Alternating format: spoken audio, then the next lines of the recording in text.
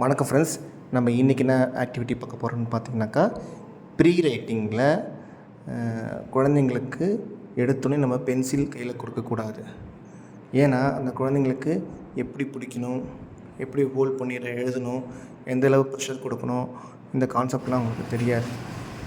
அதை எப்படி நம்ம மாற்றலான்னு பார்த்தீங்கன்னாக்கா, அந்த குழந்தைங்களுக்கு ஈஸியான மெத்தட் என்னன்னாக்கா, ஒரு பிளாஸ்டிக் பால் எடுத்துக்கிட்டு கொஞ்சம் ஹார்டாக இருக்கணுன்னாலும் பரவாயில்ல, அந்த பாலில் 2 சைடில் ஓட்டை போட்டு அது நடுவில் பென்சிலை இன்சர்ட் பண்ணிக்கிட்டு குழந்தைங்களுக்கு நீங்கள் கொடுத்தீங்கன்னாக்கா அந்த குழந்தைங்க அழகாக அந்த பாலை பிடிச்சிட்டு ப்ரெஷர் கொடுத்து எழுதுவாங்க.